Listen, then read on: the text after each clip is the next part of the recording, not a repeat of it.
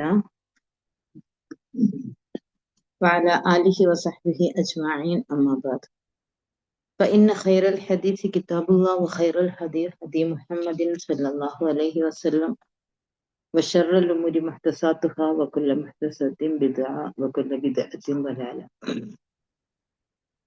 പ്രിയപ്പെട്ട പഠിതാക്കളെ, അൽഹംദുലില്ലാഹി റബ്ബിൽ ആലമീൻ, അള്ളാഹുവിന്റെ അപാരമായ അനുഗ്രഹത്താൽ സൂറ ഫാത്തിർ അവസാനിച്ചു. കഴിഞ്ഞ ആഴ്ചയോടുകൂടി ഇനി നമ്മുടെ പുതിയ അധ്യായം, വിശുദ്ധ ഖുർആനിലെ 36-ാമത്തെ അധ്യായം, ഏവർക്കും സുപരിചിതമായിട്ടുള്ള സൂറ യാസീനാണ് എടുക്കുന്നത്. ഇൻഷാ അല്ലാഹ്. യാസീൻ ഖൽബുൽ ഖുർആൻ ആണെന്നാണ് നമ്മൾ മനസ്സിലാക്കിയിട്ടുള്ളത്. ഒരുപാട് പേർക്ക് അത് ബൈഹാർട്ടാണ്. ഒരുപാട് പേര് നിരന്തരം ഓതിക്കൊണ്ടിരിക്കുന്നതാണ്.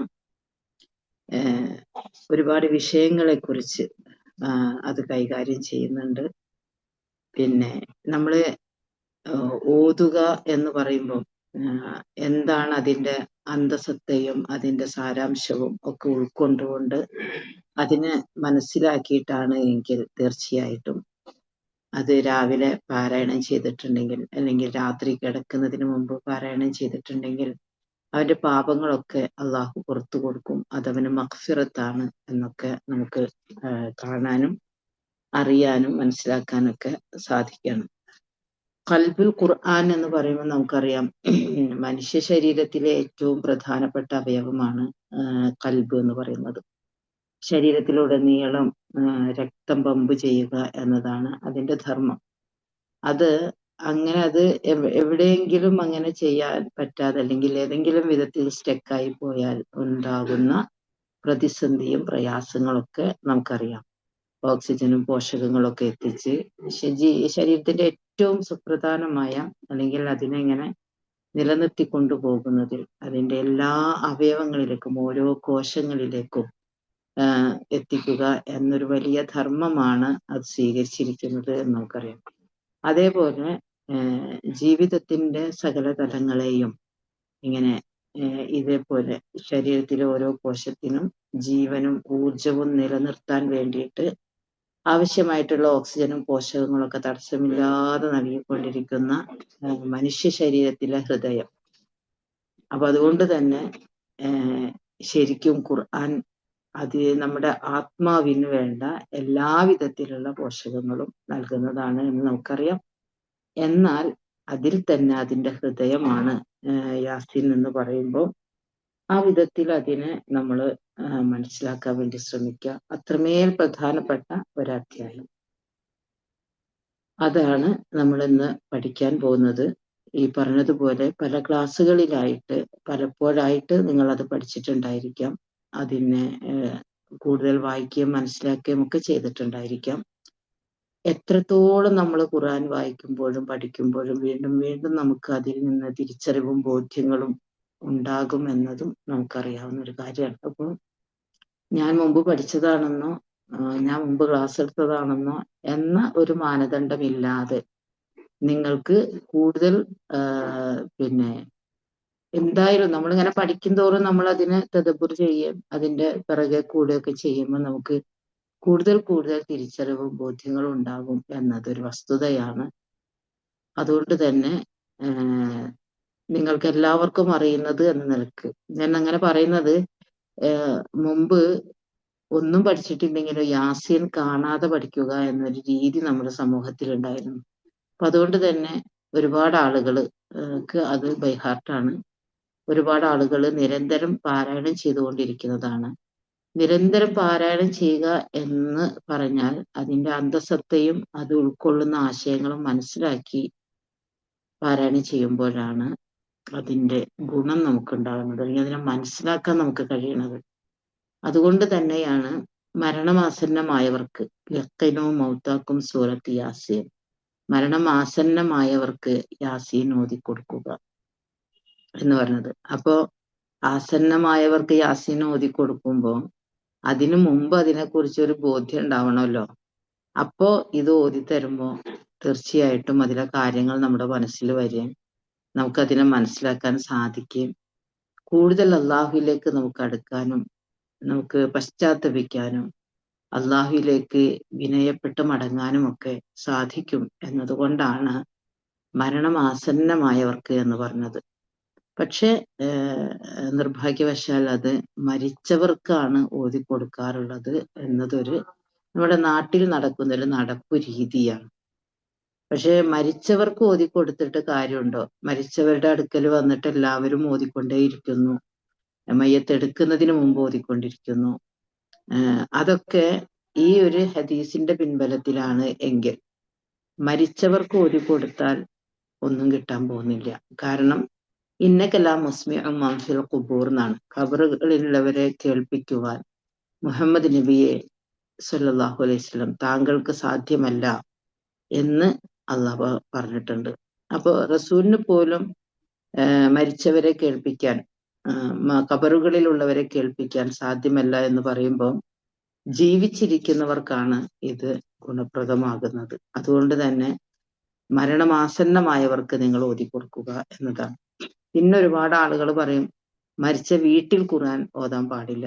മരിച്ച വീട്ടിൽ നമുക്ക് സമാധാനത്തിന്, മനസ്സമാധാനത്തിന്, ആശ്വാസത്തിന് ഒക്കെ നമുക്ക് ഖുർആൻ ഓതാം. ഖുർആൻ എപ്പോഴും നമുക്കൊരു വെളിച്ചമാണ്, നമുക്ക് ആശ്വാസമാണ്, സമാധാനമാണ്, ഒക്കെയാണ്.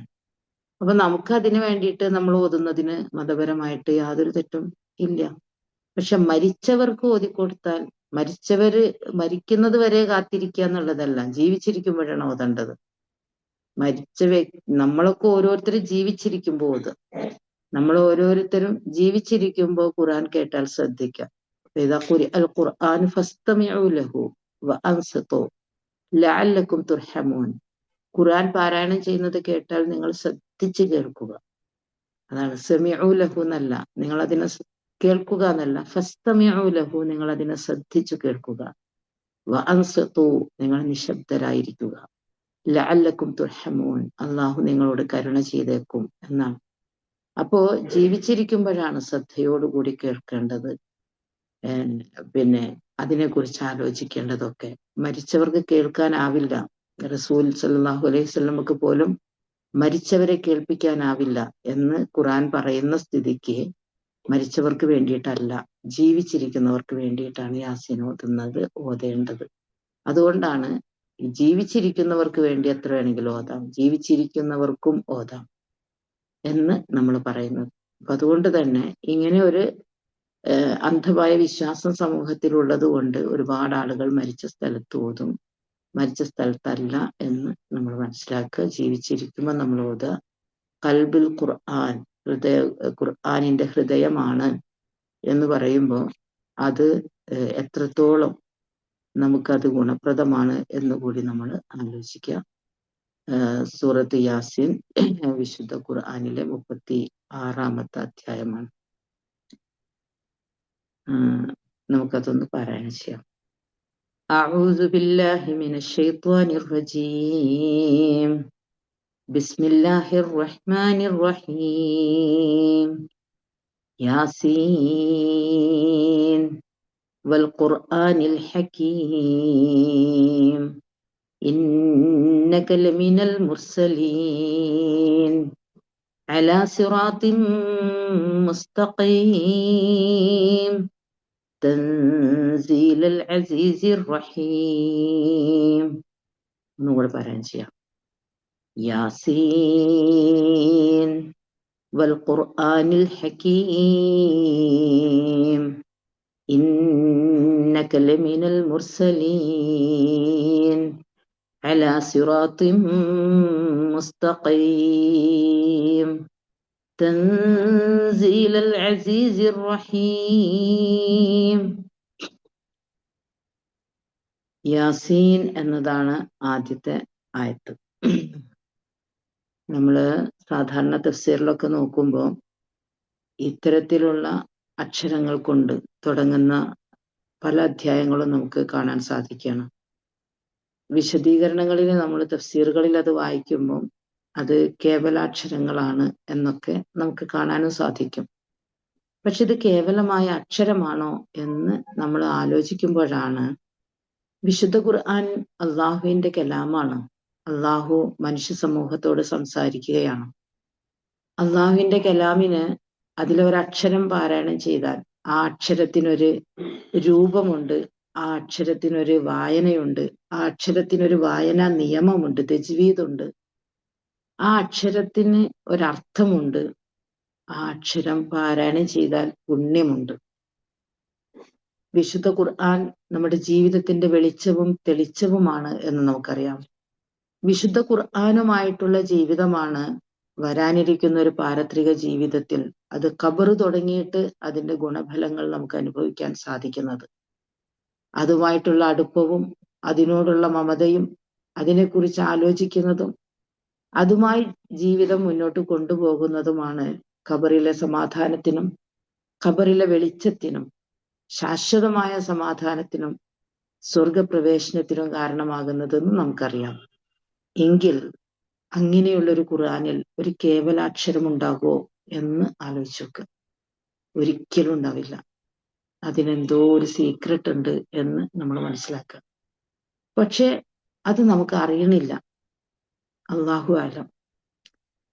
ഒരുപക്ഷെ മക്കയിലെ അറബികൾക്ക് അതറിയായിരുന്നിരിക്കാം. റസൂൽ സല്ലല്ലാഹു അലൈഹി വസല്ലമക്കും അതറിയുമായിരിക്കാം. അതുകൊണ്ടാണോ സഹാബികൾ അതിനെക്കുറിച്ച് ചോദിക്കാതിരുന്നത്?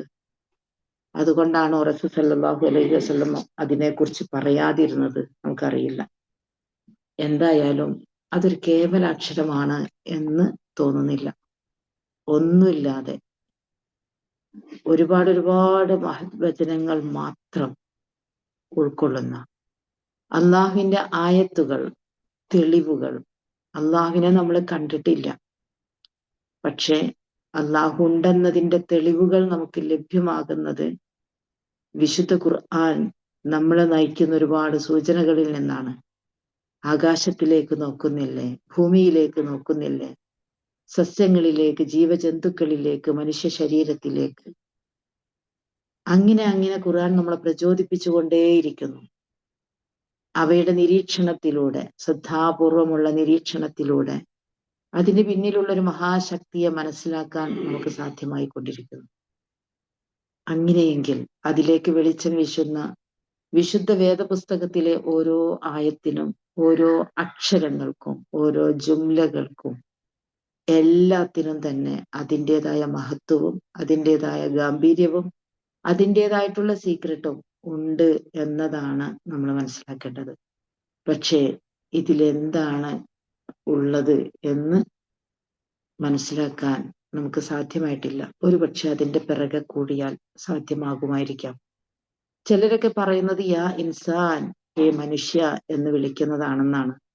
അല്ലാഹു ആലം. അതും നമുക്കറിയില്ല. ഇങ്ങനെ പല അക്ഷരങ്ങൾ കൊണ്ടും തുടങ്ങിയിരിക്കുന്നത് നമുക്ക് കാണാം. പക്ഷെ നമുക്ക് മനസ്സിലാക്കാൻ പറ്റുന്നത് ഇത്തരത്തിലുള്ള അക്ഷരങ്ങൾ കൊണ്ട് തുടങ്ങിക്കഴിഞ്ഞാൽ സ്വാഭാവികമായിട്ടും അതിനുശേഷം വരുന്നത് ഖുർആനെ കുറിച്ചുള്ള പ്രസ്താവനകളാണ് എന്നതാണ്. അലിഫ് ലാം മീം ദാലിക്കൽ കിതാബ്. അതാണ് ദാലിക്കൽ കിതാബ്. വേദത്തെ കുറിച്ചാ പറയണത്, വേദപുസ്തകത്തെ കുറിച്ചാ പറയണത്. ഇങ്ങനെ തുടങ്ങുന്നതിന് പിറകെ തൊട്ടടുത്ത് വരുന്ന ആയത്തുകൾ മിക്കതും നിങ്ങൾ നിരീക്ഷിച്ചാൽ, ശ്രദ്ധിച്ചാൽ നിങ്ങൾക്ക് മനസ്സിലാക്കാൻ സാധിക്കും. അതൊക്കെ വേദപുസ്തകത്തെ കുറിച്ചാണ് അവിടെയൊക്കെയുള്ള പരാമർശം എന്നത്. ഇവിടെയും അത് തന്നെയാണ്. ഇപ്പൊ യാസീൻ എന്ന് പറഞ്ഞാൽ അത് കേവലാക്ഷരമാണ് എന്നതല്ല, അതിനെന്തോ ഉണ്ട് എന്നതാണ് നമ്മൾ പഠിക്കേണ്ടത്. പക്ഷെ എന്തുകൊണ്ടോ അതെന്താണെന്ന് നമുക്ക് മനസ്സിലാക്കാൻ സാധിച്ചിട്ടില്ല. നമ്മൾ ഒന്നിൻ്റെയും പിറകെ ഇരിക്കാറില്ല എന്നതും, നമ്മൾ ആരൊക്കെയോ എഴുതി വെച്ചതും ആരൊക്കെയോ പ്രസ്താവിച്ചതുമൊക്കെ നമ്മൾ അത് മാത്രം വായിച്ച് സായുജ്യമടയുന്നവരാണ്. പക്ഷെ ഖുർആൻ ഓരോരുത്തരോടും പറയുന്നത് ഇഖ്റ, നീ വായിക്കുന്നതാണ്. നീ വായിക്കുക എന്ന് പറയുമ്പോൾ നീ എന്നതാണ്. നിങ്ങളെല്ലാവരും കൂടി വായിച്ചോളൂ എന്നല്ല. നീ വായിക്ക്. നീ വായിക്കുമ്പോൾ നിനക്ക് കുറെ കാര്യങ്ങൾ മനസ്സിലാകും, നിനക്ക് കുറെ കാര്യങ്ങൾ ഉൾക്കൊള്ളാൻ സാധിക്കും എന്നൊരു ധ്വനിയാണ് ഇതിൽ ഉള്ളത്. അള്ളാഹുവിന്റെ വചനങ്ങളെ ഓരോരുത്തരും വായിക്കുക. അള്ളാഹുവിന്റെ ഇത്തരത്തിലുള്ള വിശേഷണങ്ങൾ കൊണ്ട് റസൂല് നമുക്ക് മനസ്സിലാക്കിയതിനെ കൂടുതൽ ഗ്രഹിക്കാനും തിരിച്ചറിയാനും ഒക്കെ നമ്മൾ ശ്രമിക്കുക. എല്ലാ ആയത്തുകളും അള്ളാഹു ഉണ്ട് എന്നതിന്റെ തെളിവടയാളങ്ങളാണ്. അള്ളാഹു പല കാര്യങ്ങളെക്കുറിച്ചും നമുക്ക് അറിയിച്ചു തരുന്നതാണ്. അതുകൊണ്ട് തന്നെ അതിനെ കൂടുതൽ കൂടുതൽ ഖുർആൻ എന്ന പദത്തോട് നീതി പുലർത്തി നിരന്തരമായ പാരായണവും ശ്രദ്ധയും. പാരായണം എന്ന് പറയുമ്പോൾ എപ്പോഴും മനസ്സിലാക്കേണ്ടത്, ഒരു പാരായണവും വെറുതെ ഇല്ല, വെറുതെ വായിക്കാറില്ല ഖുർആൻ ഒഴികെ. ഏത് പുസ്തകവും, ഏത് പത്രത്താളുകളും, ഏതൊരു കഷ്ണം കടലാസും, ഏത് റിപ്പോർട്ടും, ഏത് നോട്ടീസും ഒക്കെ വായിക്കുമ്പോൾ അതിനാശയോ അതിൻ്റെ അർത്ഥമോ അത് ഉൾക്കൊള്ളുന്നത് എന്താണെന്ന് മനസ്സിലാക്കിയിട്ട് മാത്രമേ നമ്മൾ ഓരോരുത്തരും ഇന്നേ വരെ വായിച്ചിട്ടുള്ളൂ. അങ്ങനെ ഇല്ലാത്തതൊന്നും നമ്മൾ വായിച്ചിട്ടില്ല. പക്ഷെ ഒന്നും അറിയാതെ വായിച്ചുകൊണ്ടേയിരിക്കുന്നത് ഖുർആൻ മാത്രമാണ്. അങ്ങനെ ഒരു വായന അള്ളാഹു പറഞ്ഞിട്ടില്ല എന്ന് കൂടി നമ്മൾ ഖുർആൻ നിരന്തരമായ പാരായണം നടത്തേണ്ട വേദം എന്ന നിലക്ക് നമ്മൾ മനസ്സിലാക്കുമ്പോൾ അതിനൊരിക്കലും വെറുതെ പാരായണം ചെയ്യാനുള്ളതല്ല. വെറുതെ പാരായണം ചെയ്താൽ പ്രതിഫലം ഉണ്ടോ എന്ന് ചോദിച്ചാൽ പ്രതിഫലമൊക്കെ നിശ്ചയിക്കുന്നത് അള്ളാഹുവാണ്. അള്ളാഹുവിന്റെ കലാമായതുകൊണ്ട് അതിന് പ്രതിഫലമുണ്ട് എന്ന് നമുക്കറിയാം. പക്ഷെ കാര്യങ്ങൾ മനസ്സിലാവണമെങ്കിൽ അതിൻ്റെ അന്തസ്സത്തെയും അതിൻ്റെ സാരാംശവും നമ്മൾ മനസ്സിലാക്കിയാൽ മാത്രമേ തിരിച്ചറിയൂ.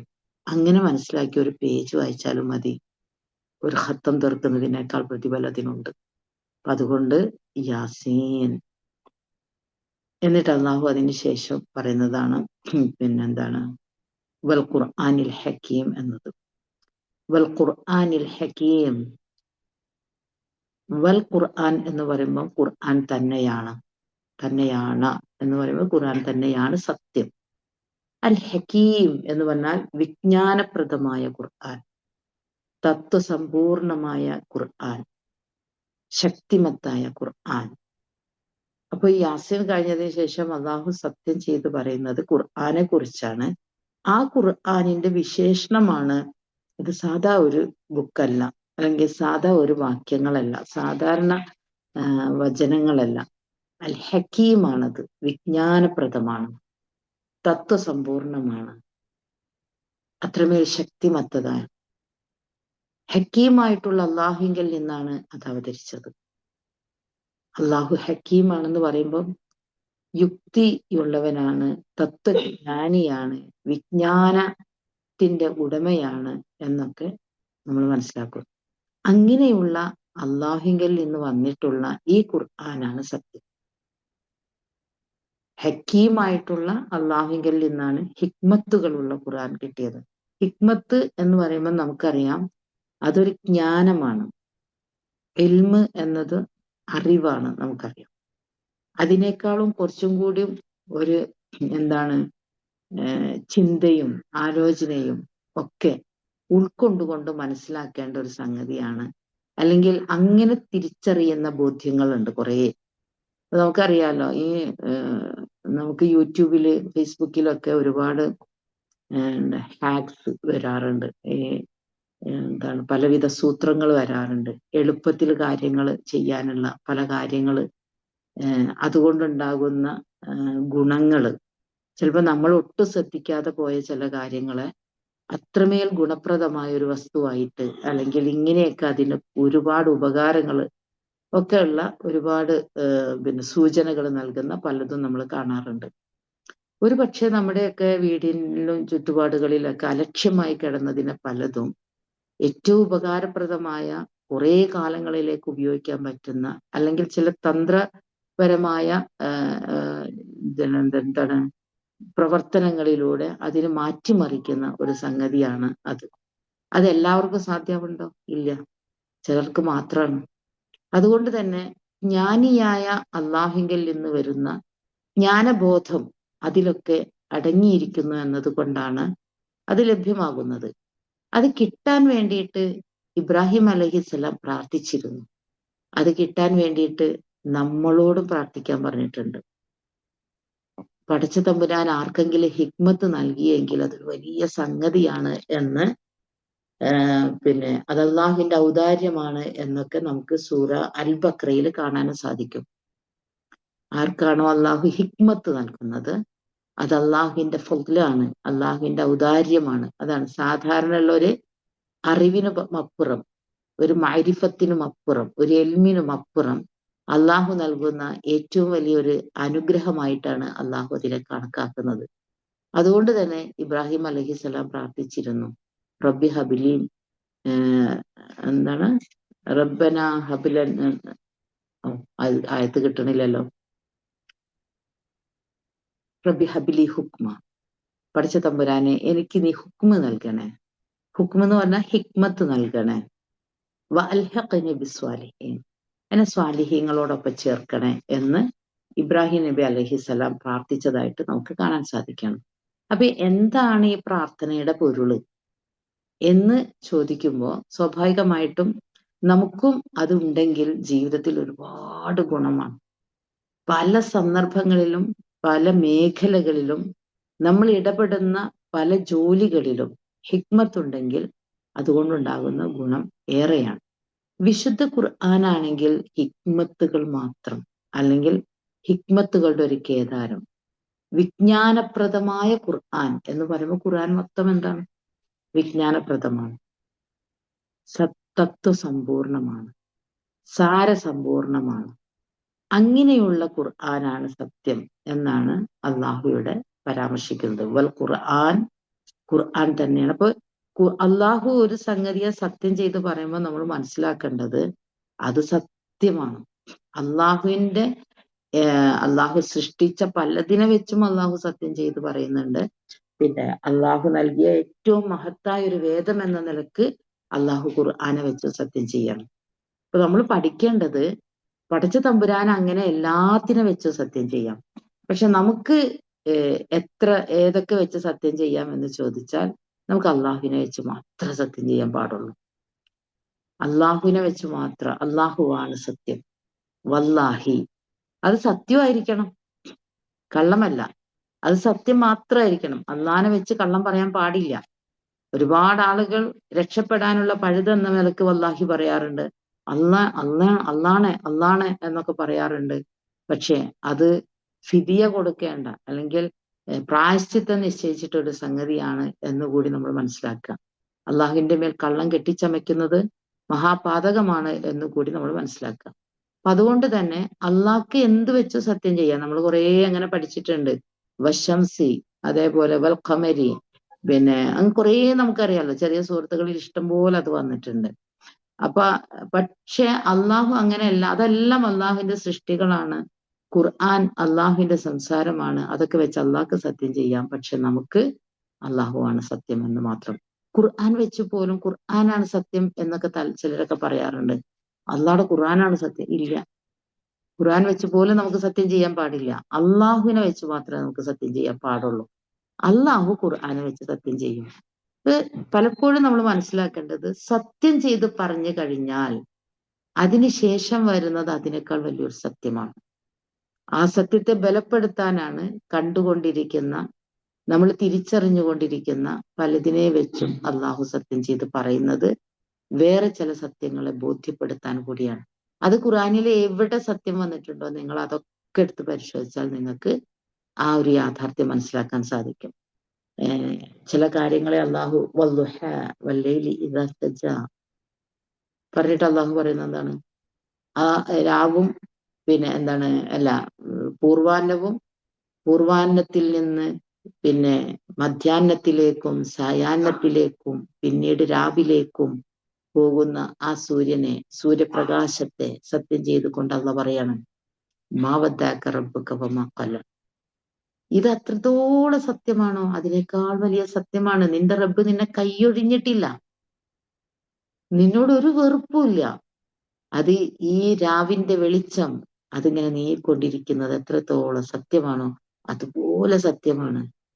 അതുകൊണ്ടാ അതിന്റെ ഒരു സാവകാശമില്ലേ ഒരു ദിവസത്തിലേക്ക് എത്താൻ? രാവ് വെളിച്ചം, പുലരിയിൽ നിന്ന് മധ്യാഹ്നം, മധ്യാഹ്നത്തിൽ നിന്ന് പൂർവാന്നത്തിൽ നിന്ന് മധ്യാഹ്നം, മധ്യാഹ്നത്തിൽ നിന്ന് സായാഹ്നം, സായാഹ്നത്തിൽ നിന്ന് രാത്രിയിലേക്ക് എത്താൻ ഇച്ചിരി സാവകാശമില്ലേ മുഹമ്മദ്?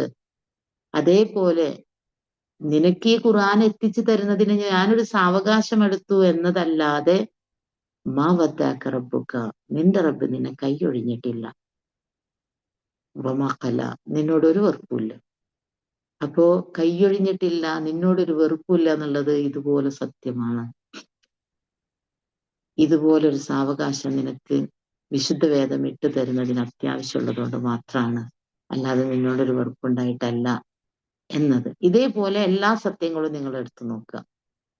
എല്ലാ സത്യങ്ങൾക്ക് പിറകിലും അതിനേക്കാൾ വലിയൊരു സത്യത്തെ അള്ളാഹു ഇങ്ങനെ പറയുന്നുണ്ട്. അതിനെ ബോധ്യപ്പെടുത്താനാണ് അള്ളാഹു ഈ സത്യങ്ങൾ മുമ്പിൽ വെക്കുന്നത്. അപ്പോ യുക്തിമത്തായ, തത്വസമ്പൂർണമായ, സാരസമ്പൂർണമായ ഖുർആൻ തന്നെയാണ് സത്യം. അത് തത്വസമ്പൂർണവും സാരസമ്പൂർണവും യുക്തിമത്തായതും വിജ്ഞാനപ്രദമാണ് എന്നതും ലോകത്തെ അമുസ്ലിങ്ങൾ പോലും സമ്മതിച്ചതാണ്. ലോകത്തെ കോടാനുകോടി മനുഷ്യർ സമ്മതിച്ചതാണ്. എങ്കിൽ അത് എത്രത്തോളം സത്യമായി നിങ്ങൾ അംഗീകരിക്കുന്നുവോ അതിനേക്കാൾ വലിയ സത്യമാണ് ഇന്നക ലമിനൽ മുർസലീൻ. ഇന്നക തീർച്ചയായും നീ ലമിനൽ മുർസലീൻ. ല എന്ന് പറയുമ്പോൾ നമുക്കറിയാം തീർച്ചയായും. മിനൽ മുർസലീൻ, മുർസലീങ്ങളിൽപ്പെട്ട ആള് തന്നെയാണ്. തീർച്ചയായും താങ്കൾ മുർസലീങ്ങളിൽപ്പെട്ട ആള് തന്നെയാണ്. അതാണല്ലോ ലോകത്ത് ഒരുപാട് ആളുകൾക്ക് സംശയം. മുഹമ്മദ് നബി പിന്നെ ഒരു സാധാ മനുഷ്യനാണ്. മുഹമ്മദ് ഹിറാ ഗുഹയിൽ ഇങ്ങനെ പോയിരുന്ന് എഴുതി ഉണ്ടാക്കിയതാണ്. മുഹമ്മദിന് ഭ്രാന്താണ്. മുഹമ്മദിന് മാരണം ബാധിച്ചതാണ്. ഇവിടെയൊക്കെ പറയുമ്പോൾ നമ്മൾ പഠിക്കേണ്ട ഏറ്റവും വലിയൊരു സംഗതിയുണ്ട്. മുഹമ്മദിന് മാരണം ബാധിച്ച്, മുഹമ്മദ് ഭ്രാന്ത് പറയുന്നതാണ്, മുഹമ്മദ് കള്ളം പറയുന്നതാണ് എന്നൊക്കെ പറയുന്നത് അക്രമികൾ പറഞ്ഞ വാക്കുകളായിട്ടാണ് ഖുർആൻ പറയുന്നത്. വഖാല ളാലിമൂന, അക്രമികൾ പറഞ്ഞു, ഇൻ തത്തബിഊന ഇല്ലാ സിഹ്റൻ ഇല്ലാ റജുലൻ മസ്ഹൂറ, സിഹിർ ബാധിച്ച ഒരാളെ അല്ലാതെ നിങ്ങൾ പിൻപറ്റുന്നില്ല എന്ന് അക്രമികൾ പറഞ്ഞു എന്നാണ്. അപ്പൊ റസൂൽ സല്ലല്ലാഹു അലൈഹി വസല്ലമക്ക് സിഹിർ ബാധിച്ചു എന്ന് പറയുന്നത് അക്രമികളാണ്. ആ അക്രമികൾ റസൂലിനെ വിളിച്ചത് സാഹിർ, മാരണക്കാരൻ എന്നാണ്. ആ അക്രമികൾ റസൂലിനെ വിളിച്ചത് മജ്നൂൻ, ഭ്രാന്തൻ എന്നാണ്. ആ അക്രമികൾ റസൂൽ സല്ലല്ലാഹു അലൈഹി വസല്ലമയെ വിളിച്ചത് കദ്ദാബ്, കള്ളൻ എന്നാണ്, കള്ളം പറയുന്നവൻ എന്നാണ്. അങ്ങനെ കള്ളം പറയുന്നവനെന്നും മാരണക്കാരനെന്നും ഭ്രാന്തനെന്നും റസൂൽ സല്ലല്ലാഹു അലൈഹി വസല്ലമയെ വിളിച്ചപ്പോ റസൂലിന് സങ്കടം ഉണ്ടാവുമല്ലോ. റസൂൽ സല്ലല്ലാഹു അലൈഹി വസല്ലം ഒരിക്കലും ജീവിതത്തിൽ ഒരിക്കലും തമാശക്ക് പോലും കള്ളം പറഞ്ഞിട്ടില്ല. നമ്മൾ എത്ര എത്ര എത്ര കള്ളങ്ങൾ പറയുന്നു. നമ്മള് തമാശക്കായിട്ടും അല്ലാതെയും കള്ളം പറഞ്ഞുകൊണ്ടിരിക്കുന്നു. റസൂൽ സല്ലല്ലാഹു അലൈഹി വസല്ലമയെ ശരിക്കും മനസ്സിലാക്കിയിട്ടുള്ള റസൂലിന്റെ ആ പ്രദേശത്തുള്ള എല്ലാവർക്കും അറിയാം അദ്ദേഹം ഒരു കള്ളം പറഞ്ഞിട്ടില്ല. അതുകൊണ്ട് തന്നെ ആ സമൂഹം മൊത്തം പേരിട്ടതും അൽ അമീൻ എന്നാണ്.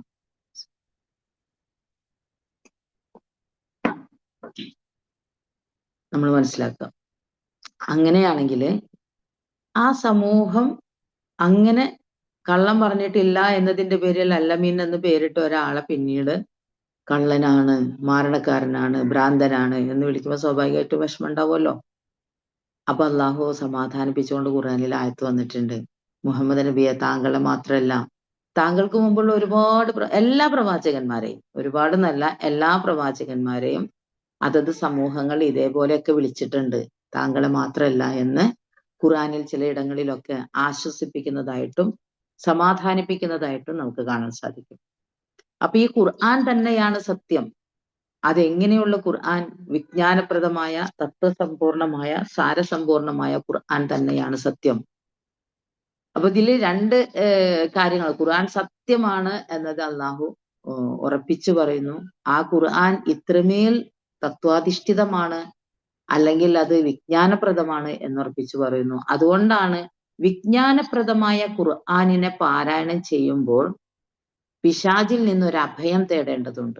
അഭയം എന്ന് പറഞ്ഞാൽ അത് ഫൈദ ഖറഅത്തൽ ഖുർആന ഫസ്തഇദ് ബില്ലാഹി മിനശ് ശൈത്വാനിർ റജീം, സൂറത്തുൻ നഹ്ല് 16-ാമത്തെ അധ്യായത്തിലെ 98-ാമത്തെ ആയത്താണ്. നീ ഖുർആൻ പാരായണം ചെയ്താൽ ശപിക്കപ്പെട്ട പിശാചിൽ നിന്നും നീ അള്ളാഹുവിനോട് രക്ഷ തേടുക എന്നാണ്. അപ്പൊ അഭയം തേടുക എന്ന് പറഞ്ഞാൽ സാധാരണ എന്താ? മാതാപിതാക്കളുടെ അടുക്കലേക്ക് അഭയം തേടിയെത്തുന്ന മക്കളുണ്ട്. ഇങ്ങനെ പേടിച്ചിട്ടൊക്കെ ചിലപ്പോ അവര് ഉറക്കത്തിൽ കണ്ടിട്ട് പേടിച്ചിട്ടാണെങ്കിൽ അവരിങ്ങനെ ഉമ്മാനെ ഇങ്ങോട്ട് കെട്ടിപ്പിടിക്കും, അല്ലെങ്കിൽ വാപ്പാനെ കെട്ടിപ്പിടിക്കും. അല്ലെങ്കിൽ അവരുടെ എന്തെങ്കിലും ഒന്ന് കണ്ടിട്ട് പേടിച്ചിട്ടുണ്ടെങ്കിൽ അവർ ഓടി വന്ന് നമ്മളിങ്ങനെ അണച്ചു പിടിക്കും. അതെന്താണ്? അത് ആ ഭയത്തിൽ നിന്നുള്ള ഒരു മുക്തിയും ഒരു അഭയം, ഒരു ആശ്വാസവും ഒരു സമാധാനവും ഒരു രക്ഷയും ഒക്കെയാണ്.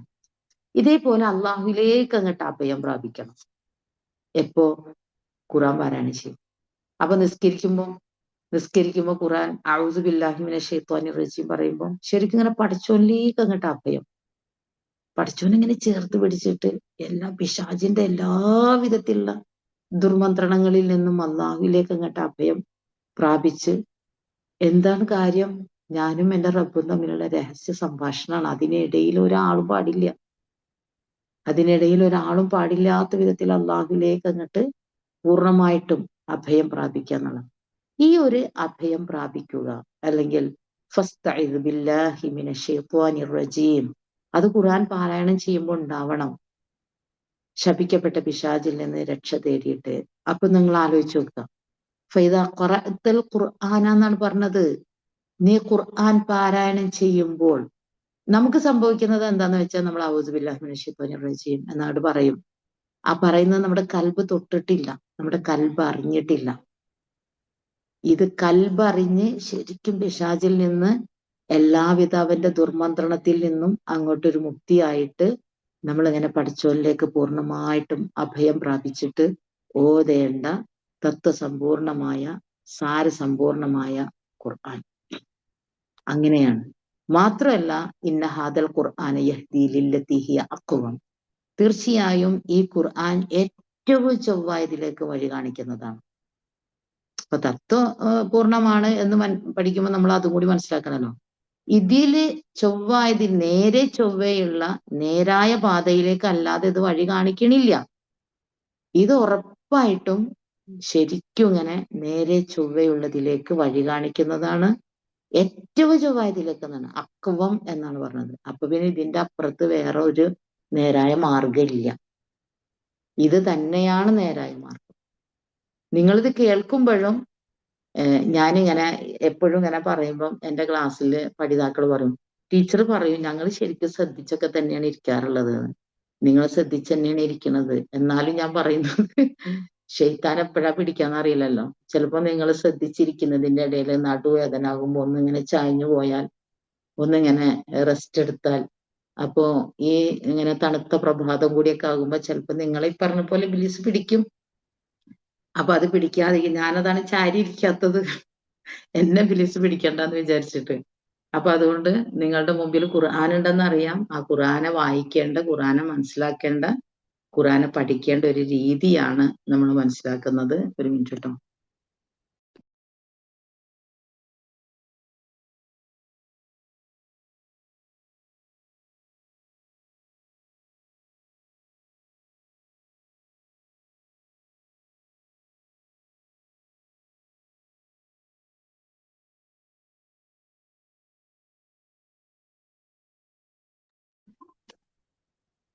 ഈ വെള്ളിയാഴ്ച ഖുതുബ പറഞ്ഞുകൊണ്ടിരിക്കുമ്പോൾ ഒരുപാട് ആളുകൾ ഉറങ്ങുന്നവരുണ്ടാവും.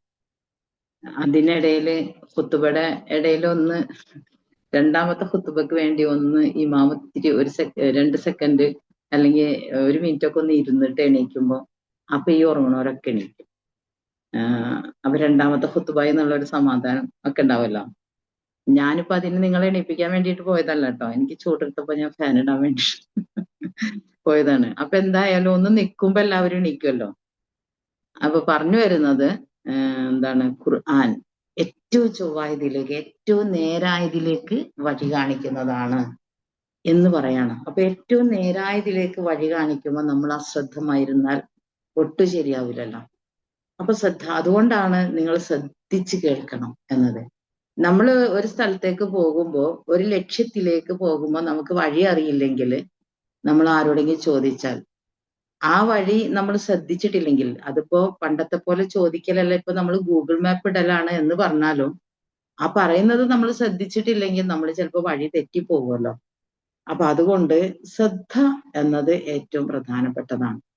അങ്ങനെ ശ്രദ്ധിക്കുന്നുവെങ്കിൽ, അല്ലെങ്കിൽ നിങ്ങൾ ഈ ഖുർആൻ ശ്രദ്ധാപൂർവം വേണം എന്ന് പറയുന്നത് ഇത് വഴി കാണിക്കുന്നത് ഏറ്റവും നേരായ പാതയിലേക്കാണ്. മാത്രല്ല വയുബശ്ശിറുൽ മുഅ്മിനീനല്ലദീന യഅമലൂന സ്വാലിഹാത്ത്, അമലു സ്വാലിഹാത്തുകൾ ചെയ്യുന്ന വിശ്വാസികൾക്ക് ഇത് സന്തോഷ വാർത്ത അറിയിക്കുകയും ചെയ്യുന്നു. അന്നലഹും അജ്റൻ കബീറ, തീർച്ചയായും അവർക്ക് മഹത്തരമായ പ്രതിഫലമുണ്ട് എന്ന് ഈ ഖുർആൻ സന്തോഷ വാർത്ത അറിയിക്കുന്നു. അപ്പൊ ഖുർആനുമായി ബന്ധപ്പെട്ട എല്ലാം സന്തോഷമാണ്, എല്ലാം അനുഗ്രഹമാണ്. പടച്ചവന്റെ ഒരുപാട് അനുഗ്രഹങ്ങളാണ് എന്നതുകൊണ്ട് തന്നെ അതിനെ നമ്മൾ ആ വിധത്തിൽ മനസ്സിലാക്കി അത് തത്വസമ്പൂർണവും സാരസമ്പൂർണവുമാണ് എന്നത് അള്ളാഹു നമുക്ക് മനസ്സിലാക്കി തരുകയും ചെയ്യുന്നു എന്നതാണ്. അതുകൊണ്ടാണ് വലക്കത് സ്വറഫ്നാ ഫി ഹാദൽ ഖുർആനി ലിയദ്ദക്കറൂ എന്നാണ്. തീർച്ചയായും ഈ ഖുർആനിൽ നാം ഒരുപാട് കാര്യങ്ങൾ വിശദീകരിച്ചിട്ടുണ്ട്, അവരുറ്റ ആലോചിക്കുന്നതിന് വേണ്ടിയിട്ടാണെന്നാണ്. ഇവിടെയൊക്കെ നമ്മൾ മനസ്സിലാക്കേണ്ട ഒരു സംഗതി, എത്ര കാലമായി യാസീൻ സൂറ പാരായണം ചെയ്തുകൊണ്ടേയിരിക്കുന്ന ഒരുപാട് ആളുകളുണ്ട്. പക്ഷെ അങ്ങനെ പാരായണം ചെയ്തുകൊണ്ടിരിക്കുന്ന ആളുകൾ പോലും ഈ പറയുന്നത് പോലെ ആ ഖുർആനെ ഹൃദയത്തിലേക്ക് ചേർത്തിട്ടുണ്ടോ എന്ന് വെച്ചാൽ ഒരുപാട് കാര്യങ്ങൾ ഞാൻ ഇതിലൂടെ വിശദീകരിച്ചു തരുന്നു, നിങ്ങൾ ചിന്തിക്കുവാൻ വേണ്ടി, ഉറ്റാലോചിക്കാൻ വേണ്ടി. അല്ലെങ്കിൽ തീർച്ചയായും ഈ ഖുർആൻ നേരായ പാതയിലേക്ക് വഴി കാണിച്ചു തരുന്നതാണ്. സന്മാർഗം വിശ്വാസം ഉൾക്കൊണ്ട് സൽക്കർമ്മങ്ങൾ ചെയ്യുന്നവർക്ക് സന്തോഷ വാർത്ത അറിയിക്കുന്നു, ഇതൊരുപാട് പ്രതിഫലം ലഭിക്കുമെന്നത്. അങ്ങനെയൊക്കെ പ്രതിഫലം ലഭിക്കുന്ന വിധത്തിൽ അതായിത്തീരണമെങ്കിൽ നമ്മൾ അതിനെ ശ്രദ്ധിച്ച് കേൾക്കണമെന്നതാണ്. വലക്കത് ആതൈനാക സബ്അൻ മിനൽ മസാനി വൽ ഖുർആനിൽ അദീം എന്നുകൂടി പറയുന്നുണ്ട്. ഒരുപാട് ആയത്തുകൾ ഇതുപോലെയുണ്ട്. നിനക്ക് ആവർത്തിതങ്ങളായിട്ടുള്ള 7 എണ്ണം ഞാൻ നൽകിയിട്ടുണ്ട്, മഹത്തായ ഖുർആനും ഞാൻ നിനക്ക് നൽകിയിട്ടുണ്ട് എന്ന് പറയുന്നത് നമ്മൾ സാധാരണ മനസ്സിലാക്കിയിരിക്കുന്നത് ആവർത്തിതങ്ങളായിട്ടുള്ള 7 എണ്ണം എന്ന് പറയുന്നത് സൂറ ഫാത്തിഹയാണ്. അതിങ്ങനെ നിരന്തരമായി പാരായണം ചെയ്തുകൊണ്ടിരിക്കുന്നു, ആവർത്തിച്ചുകൊണ്ടേയിരിക്കുന്നു. എന്നിട്ട് നമ്മൾ ആലോചിച്ച് നോക്കുക, ഫാത്തിഹ പോലും അർത്ഥബോധത്തോടു കൂടി പാരായണം ചെയ്യാത്ത, അതിന്റെ ആശയങ്ങളെ മനസ്സിലാക്കാത്ത ഒരുപാട് ആളുകൾ അതിങ്ങനെ എത്ര കാലമായി പാരായണം ചെയ്യുന്നു. പറഞ്ഞു വരുന്നത്, വിജ്ഞാനപ്രദമായ തത്വസമ്പൂർണമായ ഈ ഖുർആൻ സത്യം എന്ന് പറയുമ്പോൾ ആ ഖുർആനെ കുറിച്ച് തന്നെ ഖുർആനിൽ ഒരുപാട് ആയത്തുകൾ വന്നിട്ടുണ്ട് എന്നതാണ്. അതുകൊണ്ട് തന്നെ ആ ഖുർആനെയും കൂടി സത്യം ചെയ്തുകൊണ്ട് അള്ളാഹു പറയുന്നത് ഇന്നക ലമിനൽ മുർസലീൻ, തീർച്ചയായും താങ്കൾ മുർസലീങ്ങളിൽപ്പെട്ട ആള് തന്നെയാണ്. അപ്പോ ഞാനിങ്ങനെ പറയുമ്പോൾ നിങ്ങൾക്ക് ആവർത്തനങ്ങളായിട്ട് തോന്നേണ്ടതില്ല, ഞാൻ ഇതിനെ ഉറപ്പിക്കാൻ വേണ്ടിയാ പറയണത്. എന്ന് വെച്ചാൽ ഖുർആൻ ഇത്രമേൽ സമ്പൂർണമാണ്, സാരസമ്പൂർണമാണ്, നമ്മളെ സന്മാർഗത്തിലേക്ക് നയിക്കുന്നതാണ്.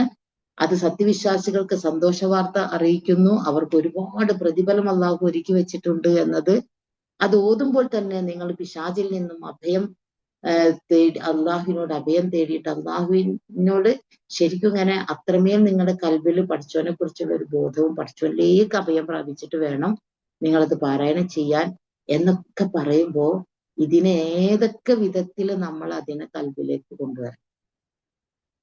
എന്നിട്ട് നമ്മൾ മനസ്സിലാക്കേണ്ടത് ഇത് എത്തിച്ചു തന്ന പ്രവാചകൻ സല്ലല്ലാഹു അലൈഹി വസല്ലം, ആ പ്രവാചകനെ നിഷേധിച്ച ഖുർആനെ നിഷേധിച്ചു. ആ പ്രവാചകനെ നിരാകരിച്ചാൽ ഖുർആനെയും നിരാകരിച്ചു. ഖുർആനിലൂടെ നമുക്ക് കിട്ടുന്ന തത്വസമ്പൂർണമായ ഒട്ടനേക കാര്യങ്ങളെയും നമ്മൾ വേണ്ടാന്ന് വെച്ചു. അങ്ങനെ വേണ്ടാന്ന് വെക്കുമ്പോൾ ജീവിതത്തിന് എന്താ അർത്ഥമുള്ളത്? പിന്നെ എന്ത് ലക്ഷ്യമാണുള്ളത്? പിന്നെ നമുക്ക് എന്ത് ഭയപ്പാടാണുള്ളത്? പിന്നെ നമുക്ക് എന്ത് ചെയ്യാവുന്ന സ്വാതന്ത്ര്യമല്ലേ? അങ്ങനെ എന്ത് ചെയ്യാവുന്ന ഒരു സ്വാതന്ത്ര്യത്തിൽ മനുഷ്യൻ എന്തുമാത്രം വൃത്തികെട്ടവനാകും, മനുഷ്യൻ എന്തുമാത്രം മോശക്കാരനാകും. അപ്പൊ അതുകൊണ്ട് അങ്ങനെയല്ല, ഈ ഖുർആൻ വിജ്ഞാനപ്രദമാണ്, തത്വാധിഷ്ഠിതമാണ്, ഇത് ഹക്കീമായ അള്ളാഹുവിങ്കിൽ നിന്ന് വന്നിട്ടുള്ളതാണ്. ആ ഖുർആൻ നിങ്ങൾക്ക് എത്തിച്ചു തന്ന പ്രവാചകൻ മുഹമ്മദ് നബി സല്ലല്ലാഹു അലൈഹി വസല്ലം പൂർവ്വ പ്രവാചകന്മാരിൽ പോലെ തന്നെ ഒരു പ്രവാചകനാണ്. ഇന്നക, തീർച്ചയായും താങ്കൾ, ലമിനൽ മുർസലീൻ, പ്രവാചകന്മാരിൽപ്പെട്ട എന്ന് വെച്ചാൽ എന്തിനാ പ്രവാചകന്മാരൊക്കെ വന്നിട്ടുള്ളത്? അള്ളാഹു ഏകനാണെന്നും മരണാനന്തരം ഒരു ജീവിതമുണ്ടെന്നും ആ ജീവിതമാണ് യഥാർത്ഥ ജീവിതമെന്നും നമ്മെ പഠിപ്പിക്കാനാ പ്രവാചകന്മാർ വന്നത്. കാരണം ആദ്യം സൃഷ്ടിക്കപ്പെട്ട ആദം നബി അലൈഹിസ്സലാം, അദ്ദേഹം സ്വർഗത്തിലായിരുന്നു. ആ സ്വർഗത്തിൽ നിന്നാണ് അദ്ദേഹം ഈ ഭൂമിയിലേക്ക് വന്നത്. ഈ ഭൂമിയിൽ നിന്ന് നമ്മൾ തിരിച്ച് സ്വർഗത്തിലേക്ക് എത്തണം. അവിടേക്ക് വഴി കാണിച്ചു തരാൻ അള്ളാഹു നിയോഗിച്ചതാണ് പ്രവാചകന്മാര്. ആ പ്രവാചകന്മാരിൽ അന്ത്യപ്രവാചകനാണ് മുഹമ്മദ് നബി സല്ലല്ലാഹു അലൈഹി വസല്ലം. പൂർവ്വ പ്രവാചകന്മാർ പറഞ്ഞതുപോലെയുള്ള കാര്യങ്ങൾ തന്നെയാണ് അദ്ദേഹവും പറയുന്നത്. കാരണം എല്ലാ പ്രവാചകന്മാരും വന്നിട്ടുള്ളത് ഓരോ കാലഘട്ടത്തിലും മനുഷ്യർ അധർമ്മത്തിലേക്ക്, അവിശ്വാസത്തിലേക്ക്, അള്ളാഹുവിൽ പങ്കു ചേർക്കുന്നതിലേക്ക് ഒക്കെ മാറുമ്പോൾ, മോശമായ ജീവിതത്തിലേക്ക്, തെറ്റുകളിലേക്ക്, കുറ്റങ്ങളിലേക്ക്, പാപങ്ങളിലേക്കൊക്കെ പോയിക്കൊണ്ടിരിക്കുമ്പോഴാണ്. തെറ്റും കുറ്റം പാപമൊക്കെ വരുന്നത് എപ്പോഴാണെന്നും കൂടി പഠിക്കുക. അത് അള്ളാനെ മാത്രം ആരാധിക്കുക എന്ന മഹാപാപം ചെയ്യുമ്പോഴാണ് ബാക്കി എല്ലാ തെറ്റുകളും വരിക. ആ ഒരൊറ്റ കാര്യം ശരിയായി കഴിഞ്ഞാൽ എല്ലാ ശരികളും കൂടി ഇങ്ങോട്ട് വരും. അപ്പോ അള്ളാഹുവിനെ ഏകനാക്കണമെന്നും അവനെ മാത്രം ആരാധിക്കണമെന്നും കൽപ്പിക്കാൻ വേണ്ടി നിയോഗിക്കപ്പെട്ട പ്രവാചകന്മാരുടെ, പൂർവ്വ പ്രവാചകന്മാരിൽപ്പെട്ട ആ കണ്ണിയിൽപ്പെട്ട ഒരാള് തന്നെയാണ് മുഹമ്മദ് നബിയെ താങ്കൾ എന്ന് അള്ളാഹു ആകാശ ലോകത്ത് നിന്ന് ഇങ്ങനെ ഒരു സർട്ടിഫിക്കറ്റ് നൽകുന്നതാണ്. അത് പാരായണം ചെയ്തുകൊണ്ടിരിക്കുന്ന നമുക്കും ലോകത്തെ എല്ലാ മനുഷ്യർക്കും ഈ ഖുർആനെ വെച്ചാണ് അള്ളാഹു ആ സത്യം പറയണത്. തത്വസമ്പൂർണവും തത്വാധിഷ്ഠിതവും സാരസമ്പൂർണവുമായ ഖുർആനാണ് സത്യം. തീർച്ചയായും താങ്കൾ തീർച്ചയായും താങ്കൾ മിനൽ മുർസലീൻ, മുർസലീങ്ങളിൽപ്പെട്ട ദൂതൻ തന്നെയാണ്.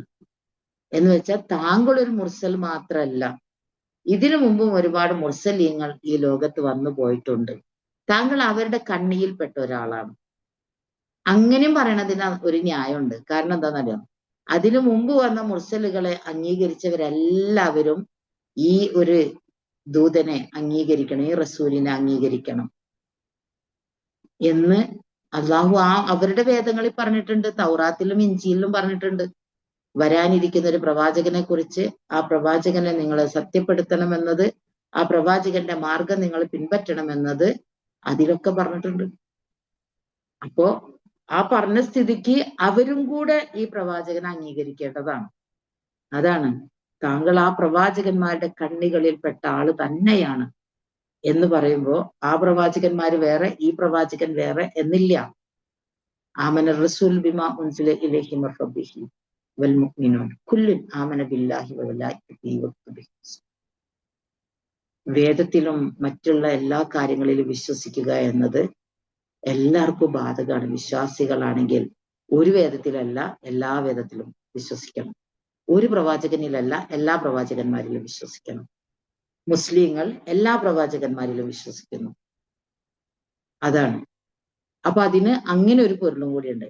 ലോകത്തെ സത്യം മാത്രം പറയുന്ന തത്വസമ്പൂർണമായൊരു വേദപുസ്തകത്തിൽ ആ ഖുർആന് സത്യം ചെയ്തുകൊണ്ട് അള്ളാഹു പറയുന്നത്, ഈ ലോകത്ത് വന്ന എല്ലാ പ്രവാചകന്മാരും ഏകനായ അള്ളാഹുവിനെ മനസ്സിലാക്കി കൊടുക്കാനും മനുഷ്യരെ നന്മയിലേക്ക് നയിക്കാനുമാണ് വന്നിട്ടുള്ളതെങ്കിൽ ആ കണ്ണികളിൽപ്പെട്ട ഒരാള് തന്നെയാണ് മുഹമ്മദ് നബിയെ താങ്കളും എന്നത് അള്ളാഹു നൽകുന്ന ഒരു അംഗീകാരമാണ്. അതിനെ ഉൾക്കൊള്ളാനും മനസ്സിലാക്കാനും നമുക്ക് സാധിക്കണം എന്നുള്ളതാണ്. എന്നിട്ട് പിന്നീട് പറയുന്നത് അലാ സിറാത്തിൻ മുസ്തഖീം എന്നാണ്. അലാ സിറാത്തിൻ മുസ്തഖീം എന്ന് പറയുമ്പോൾ അലാ സിറാത്ത്, സിറാത്ത് എന്ന് പറഞ്ഞ പാത, വഴി, മാർഗം എന്നൊക്കെ പറയാം. ഒരു പാതയിലാണ്, ഒരു മാർഗത്തിലാകുന്നു താങ്കൾ. താങ്കൾ അങ്ങനെ വെറുതെ അങ്ങോട്ട് നിയോഗിച്ചതൊന്നല്ല. താങ്കൾ ഒരു പാതയിലാണ്, അല്ലെങ്കിൽ താങ്കൾ ഒരു മാർഗത്തിലാണ്. ആ മാർഗം ഏതാണ്? മുസ്തഖീമ, ഇസ്തിഖാമ, അല്ലെങ്കിൽ മുസ്തഖീം എന്നൊക്കെ പറഞ്ഞാൽ എന്താ? നേരായ പാത, നേരായ പാത. ആ നേരായ പാതയിലൂടെ കൊണ്ടുപോകാൻ വേണ്ടിയിട്ട് ആ ഒരൊറ്റ പാതയുള്ളൂ നേരായത്. ബാക്കിയൊക്കെ പോക്കാണ്. ഒരൊറ്റ വഴി സ്വർഗത്തിലേക്ക്. ആ സ്വർഗത്തിലേക്കുള്ള വഴി. അതുകൊണ്ടാണല്ലോ നമ്മൾ ശരിക്കും പഠിക്കേണ്ട സംഗതി എന്താ? ഖുർആൻ പഠിക്കാൻ വേണ്ടി ഒരാൾ തയ്യാറായാൽ സ്വർഗത്തിലേക്കുള്ള വഴിയിൽ കയറിയെന്നാണ്.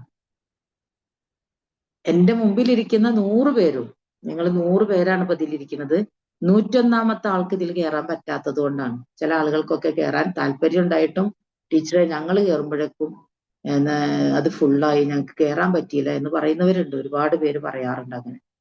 ഈ 100 പേരും എന്താണ് ഇവിടെ ഇരിക്കുന്നതിന്റെ ഒരു ഉദ്ദേശം? എന്താണ് ഞാൻ നിങ്ങളുടെ മുമ്പിൽ ഇരിക്കുന്നതിന്റെ ഒരു ഉദ്ദേശം? ആ 100 പേരും നേരായ പാതയെ അന്വേഷിച്ചും നേരായ പാതയിലേക്ക് പ്രവേശിച്ചിരിക്കുന്നവരാണ്. അൽഹംദുലില്ലാഹ്. ഈ പാതയിലൂടെ മുന്നോട്ട് പോകാൻ അള്ളാഹു നമുക്ക് ഏവർക്കും തൗഫീഖ് ചെയ്ത് അനുഗ്രഹിക്കട്ടെ. കാരണം ഇത് ഖുർആനിന്റെ പാതയാണ്. ഈ പാത ചെന്ന് അവസാനിക്കുന്നത് സ്വർഗത്തിലേക്കാണ്. ഈ പാതയിൽ കയറാൻ ഭാഗ്യമുണ്ടായിട്ടും വേണ്ടാന്ന് വെച്ച ഒരുപാട് ആളുകളുണ്ട്. ചിലരൊക്കെ ഈ വഴിയിൽ വന്ന് കയറിയതിന് ശേഷം ഇറങ്ങിപ്പോയവരുണ്ട്. അവർക്ക് വഴി കാണാതെയാവൂലേ ഈ വഴിയിൽ നിന്ന് ഇറങ്ങിപ്പോയാല്? അതുകൊണ്ട് ഈ വഴിയിൽ കയറിയാൽ സ്വർഗത്തിലേക്കുള്ള വഴിയിൽ കയറി എന്നാണ് റസൂൽ സല്ലല്ലാഹു അലൈഹി വസല്ലം പറഞ്ഞത്. എന്ന് വെച്ചാൽ ഖുർആൻ പഠനത്തിന് ഒരാൾ തയ്യാറായാൽ, ഖുർആൻ പഠനത്തിന് വേണ്ടി ഒരാള് ഒരുങ്ങിയാൽ, ആ പാതയിലേക്ക് പ്രവേശിച്ചാൽ അവൻ സ്വർഗത്തിലേക്കുള്ള വഴിയിൽ പ്രവേശിച്ചു എന്നാണ്. അപ്പൊ സ്വർഗത്തിലേക്കുള്ള വഴിയിൽ പ്രവേശിച്ചിട്ട് അവിടുന്ന് ഇറങ്ങിപ്പോവാന്ന് പറഞ്ഞാൽ അത് കഷ്ടമാണ്. അപ്പൊ ഒരിക്കലും ഇറങ്ങിപ്പോകരുത്. ഇതിങ്ങനെ അനുസ്യൂതം തുടർന്നുകൊണ്ടിരിക്കണം. എന്നും എന്നും എന്നും. എനിക്ക് എന്നും പറയുമ്പോ എനിക്ക് പുതുമയാണതിൽ. നിങ്ങൾക്ക് ആ പുതുമയുണ്ടോ എന്ന് എനിക്ക് അറിയില്ല.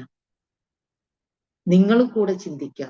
ഓരോ വാക്കുകളെയും അതിന്റെ ഉള്ളറകളിലേക്ക് കടന്നു ചെന്നിട്ട് ആലോചിക്കാം. അപ്പൊ നിങ്ങൾക്ക് ആ പുതുമയെ നിലനിർത്തിക്കൊണ്ടു പോകാൻ പറ്റും. അപ്പൊ ഇത് ഭയങ്കര രസമായിട്ട് വരും. അല്ലെങ്കിൽ നമുക്ക് കുറെ ഉൾക്കൊള്ളേണ്ട, ഈ പറഞ്ഞതുപോലെ നമ്മുടെ ജീവിതത്തെ ഇങ്ങനെ ക്രമപ്പെടുത്തി പോകാൻ അതുകൊണ്ട് സാധ്യമാകും. കാരണം ഇതാണല്ലോ ചൊവ്വായ വഴി. ഇതല്ലാതെ വേറൊരു വഴിയില്ലല്ലോ. വേറെ എവിടേക്ക് തിരിഞ്ഞാലും അത് മോശമായ വഴികളിലേക്കാണ്. സ്വർഗത്തിലേക്ക് ഒരൊറ്റ വഴിയേ ഉള്ളൂ. അതാണ് സിറാത്തുൽ മുസ്തഖീം. ഈ വഴിയാണ് എല്ലാ ദിവസവും നമ്മൾ ചോദിക്കുന്നത്.